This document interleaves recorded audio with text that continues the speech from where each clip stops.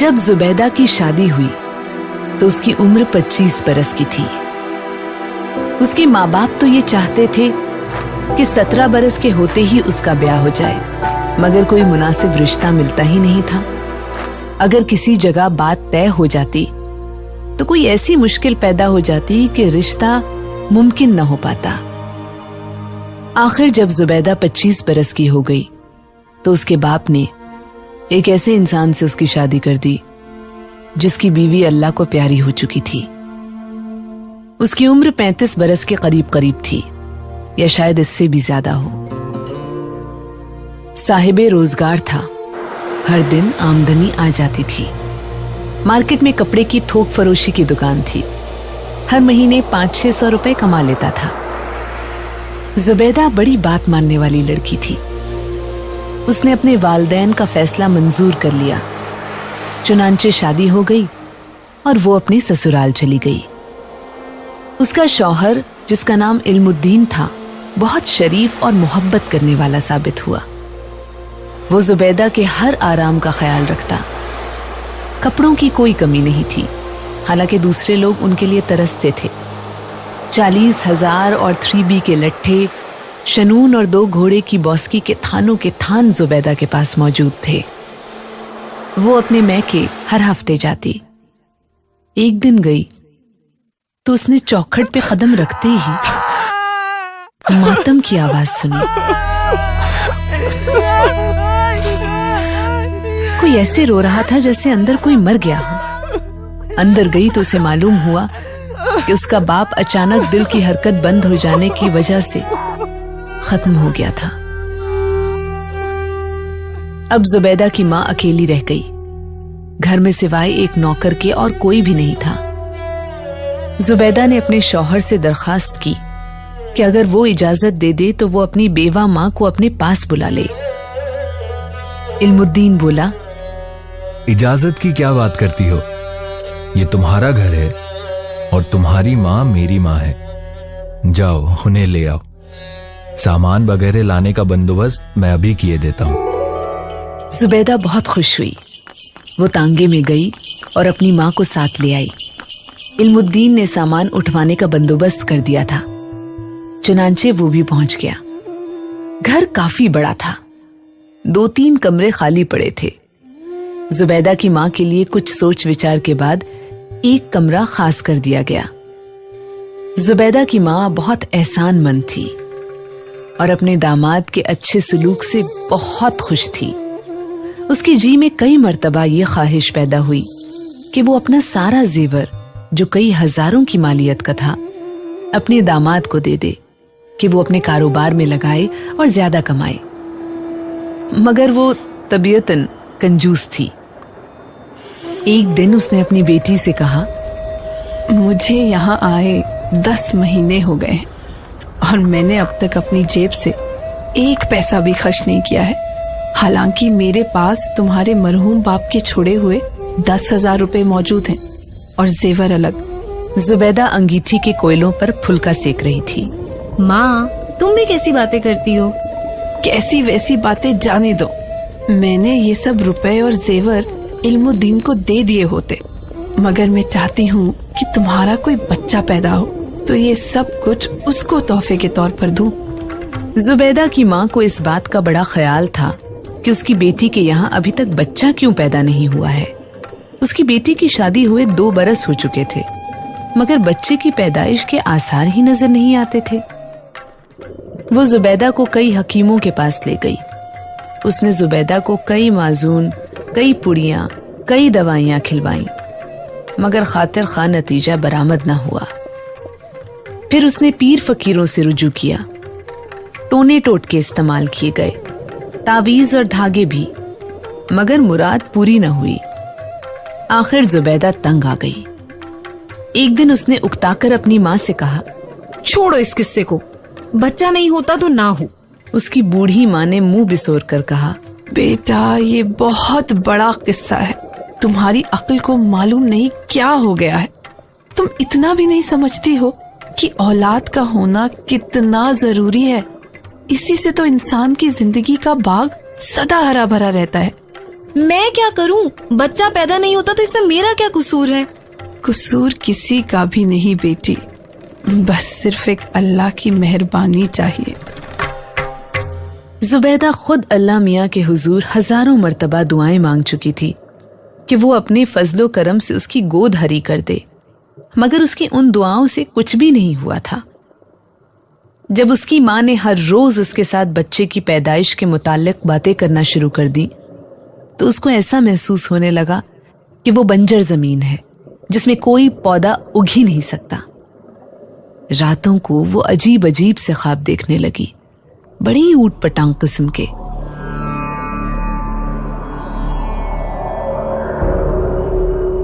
कभी वो देखती कि वो एक विशाल रेगिस्तान में खड़ी है और उसकी गोद में एक गुल गोथना सा बच्चा है जिसे वो हवा में इतने जोर से उछालती है कि वो आसमान तक पहुंचकर गायब हो जाता है। कभी वो देखती कि वो ऐसे बिस्तर में लेटी हुई है जो नन्हे मुन्ने बच्चों के जिंदा गोश्त से बना हुआ है। ऐसे ख्वाब देख देख कर उसका दिलो दिमाग परेशान हो गया था, अपना संतुलन खो बैठा था। एक दिन बैठे बैठे उसके कानों में किसी बच्चे के रोने की आवाज आई। उसने अपनी माँ से कहा, ये किसका बच्चा रो रहा है? उसकी माँ ने अपने कानों पर जोर देकर बच्चे के रोने की आवाज सुनने की कोशिश की और जब उसे कुछ सुनाई न दिया तो उसने कहा, कोई बच्चा रो नहीं रहा है। नहीं माँ, रो रहा है, बल्कि रो रो के उसकी बुरी हालत हो गई है। या तो मैं बहरी हो गई हूँ या तुम्हारे कान बजने लगे हैं। जुबैदा खामोश हो गई, लेकिन उसके कानों में देर तक किसी पैदा हुए बच्चे के रोने और बिलखने की आवाज आती रही।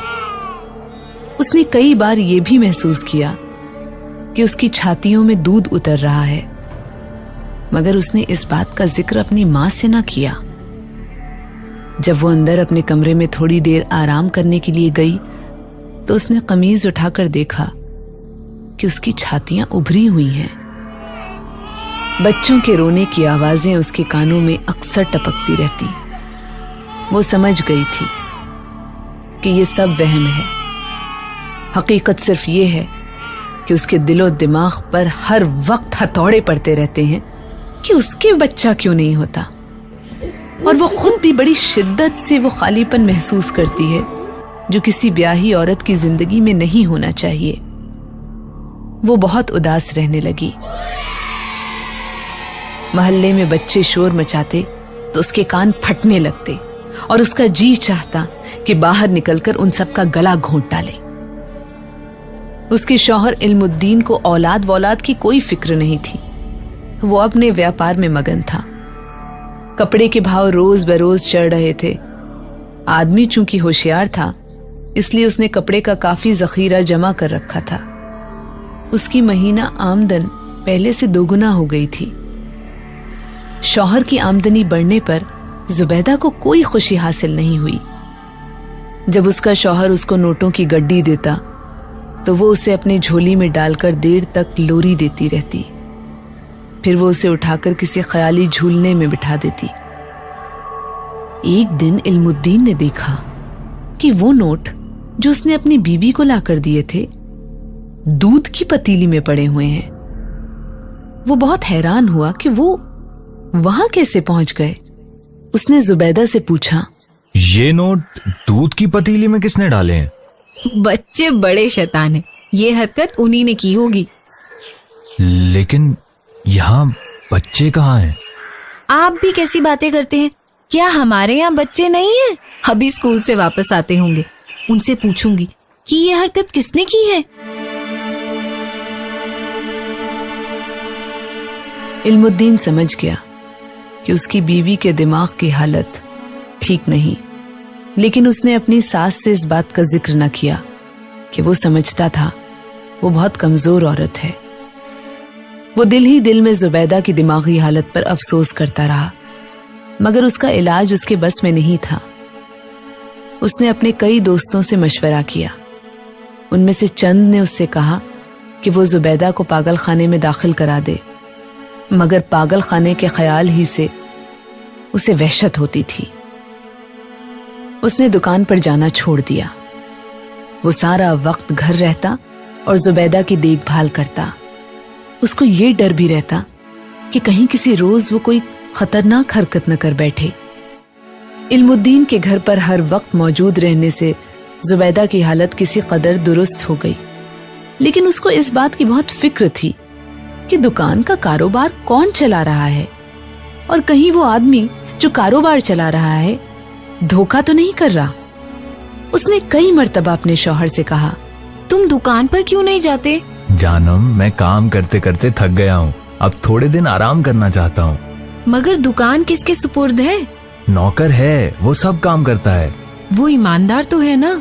हाँ हाँ, बहुत ईमानदार है, दमड़ी दमड़ी का हिसाब देता है। तुम क्यों फिक्र करती हो? मुझे क्यों फिक्र ना होगी? बाल बच्चेदार हूँ, मुझे अपना तो कुछ ख्याल नहीं, लेकिन उनका तो है। अगर आपका नौकर आपका रुपया मार ले गया तो ये समझे कि बच्चों का। जुबैदा, उनका अल्लाह मालिक है। वैसे मेरा नौकर बहुत वफादार और ईमानदार है, तुम्हें फिक्र नहीं करनी चाहिए। मुझे अपनी तो कोई फिक्र नहीं, लेकिन माँ को अपनी औलाद के बारे में तो सोचना पड़ता है ना। इल्मुद्दीन की आंखों में आंसू आ गए। इल्मुद्दीन परेशान था कि क्या करे। जुबैदा सारा दिन अपने ख्याली बच्चों के कपड़े सीती रहती, उनके लिए ऊनी स्वेटर बुनती रहती, उनकी जुराबें धोती रहती। कई बार उसने अपने शौहर से कहकर अलग अलग साइज की छोटी छोटी सैंडलें मंगवाई, जिनको वो हर सुबह पॉलिश करती। इल्मुद्दीन सब कुछ देखता और उसका दिल रोने लगता। वो सोचता कि शायद उसको उसके गुनाहों की सजा मिल रही है।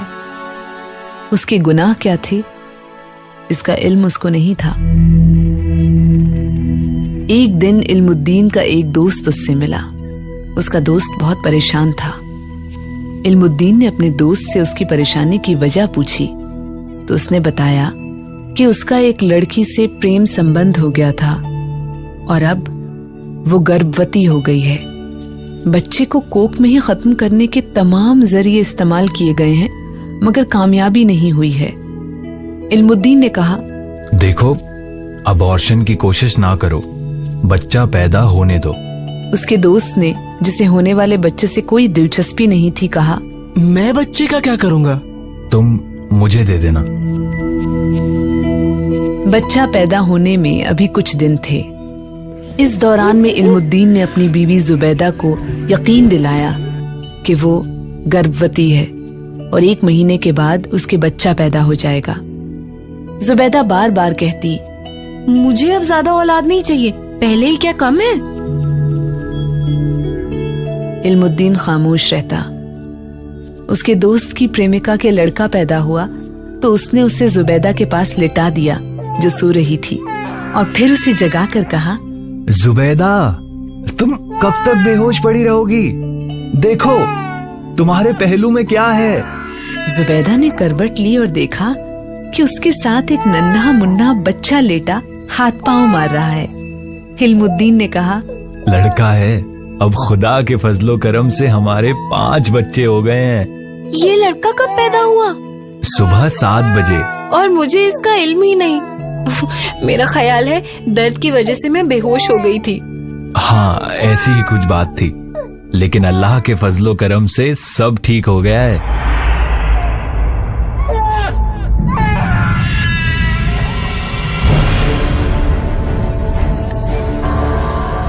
दूसरे रोज सुबह सवेरे जब इल्मुद्दीन की आंख खुली तो उसने देखा कि जुबैदा लहूलुहान है। उसके हाथ में इल्मुद्दीन का कट थ्रोट उस तरह है और वो अपनी छातियां काट रही है। इल्मुद्दीन ने आगे बढ़कर जुबैदा के हाथ से उस तरह छीन लिया। ये क्या कर रही हो तुम? जुबैदा ने अपने पहलू में लेटे हुए बच्चे की तरफ देखा और कहा,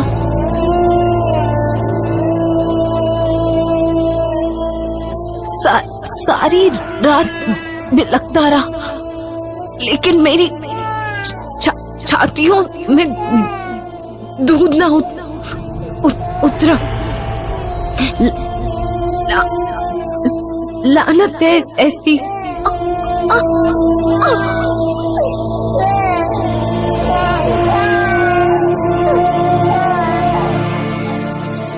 इससे आगे वो और कुछ न कह सकी। खून से लुथड़ी हुई एक उंगली उसने बच्चे के मुंह के साथ लगाई और हमेशा की नींद सो गई।